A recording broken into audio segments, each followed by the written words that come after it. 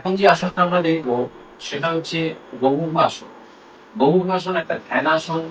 এই আসনটা করলে পারে আমাদের মনোসংযোগ বৃদ্ধি করতে সাহায্য করে। বহুভাষণের অনেকগুলো উপকারিতা আছে। বাচ্চাদের ক্ষেত্রে একটা যেটা প্রধান উপকারিতা সেটা হচ্ছে বাচ্চাদের কনসেন্ট্রেশন বাড়াতে সাহায্য করে। এইভাবে রাখবো দুটো পাকে, একটা কাঁধের উপর আরেকটা কাঁধ, দুটো সাইডে দুটো গোড়ালি ইস্ট জয়েন্টে টাচ। যে পাটা উপরে আছে সেই হাতটা উপরে করে এবার পেছন দিকে হাতটাকে আমরা লং করবো। পিঠটা সোজা, চোখ বন্ধ। পেছনে যে হাতটা লক করবো সেটা 4টে আঙুল দিয়ে এভাবে লক করবো।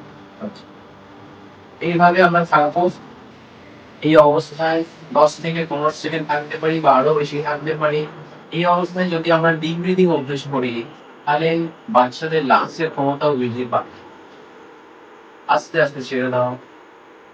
সবসময় আমরা চেঞ্জ করে করবো। এই পা হওয়ার পর আবার পাটাকে হাতটাকে দুটোকেই চেঞ্জ করে আবার অভ্যাস করবো।